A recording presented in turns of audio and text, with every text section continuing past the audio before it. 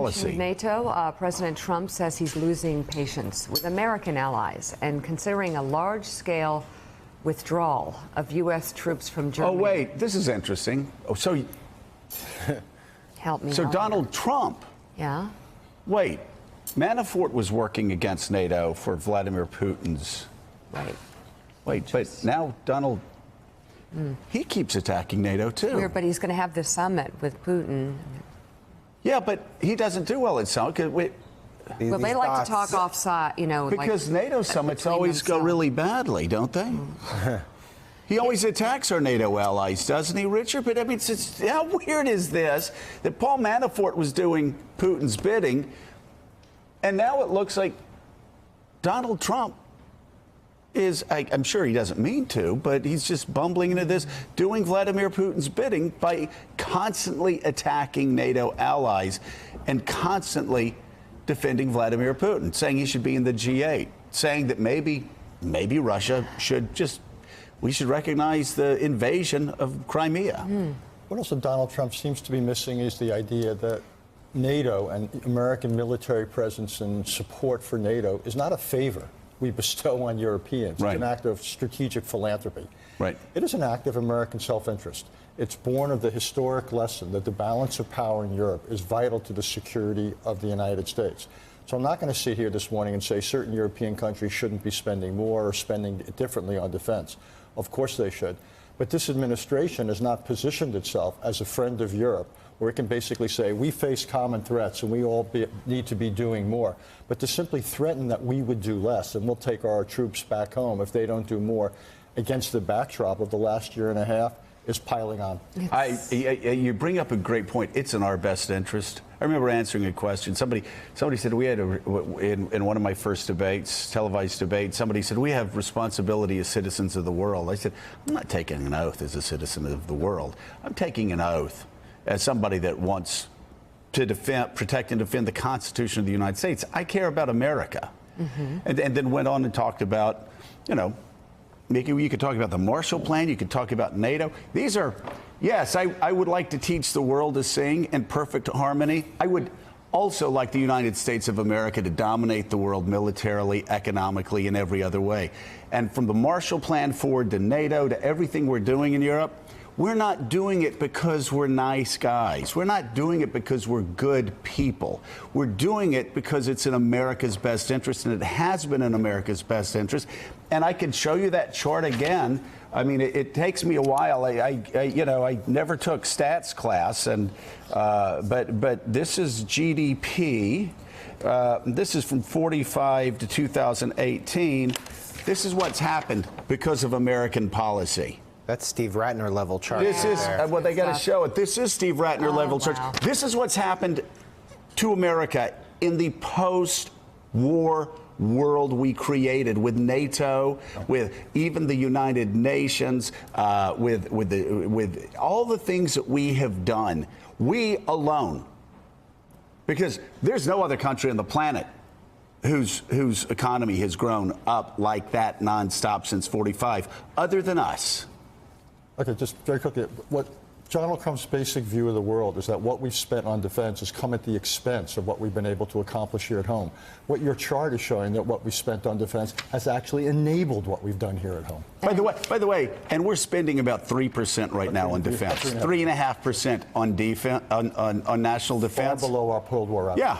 Far below. With that all in mind, the New York Times reports that President Trump sent sharply worded letters to a number of foreign leaders lambasting them for failing to meet security obligations. The letters, which were sent in June, went to the leaders of Germany, Belgium, Norway, and Canada, among others. In his note to Chancellor Merkel, Trump said it's, quote, increasingly difficult to justify to American citizens why some countries do not share NATO's collective security burden while American soldiers continue to sacrifice their lives overseas. As do Canadians, as do Australians, as do Germans, as do the Brits, as do a lot of our allies. So they'll get that letter.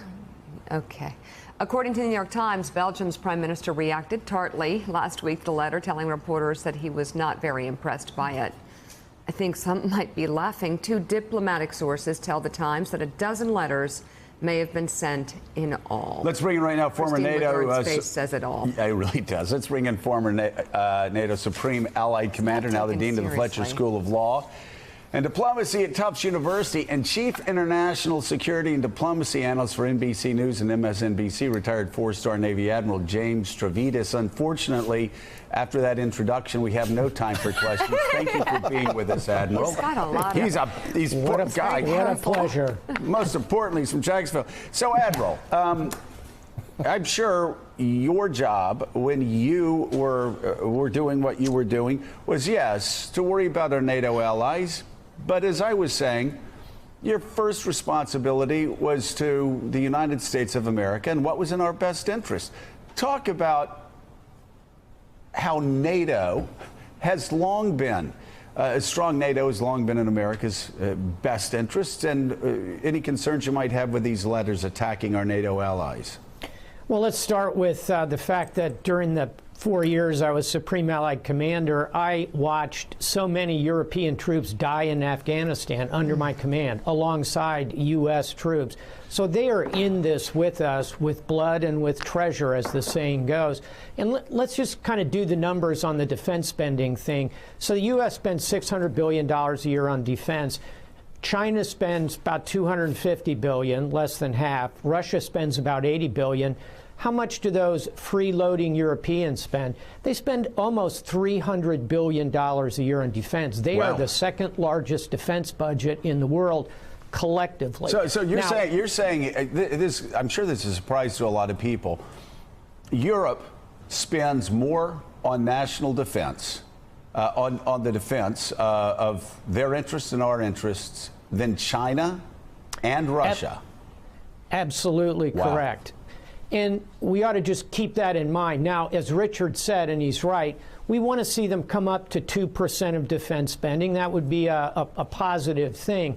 But yelling at them publicly, which is essentially what we're doing with these letters, is not going to help that cause. What we should do is criticize privately and in public talk about the value of this alliance. And by the way, when we talk about withdrawing U.S. troops from Europe, we had, again, let's do the numbers.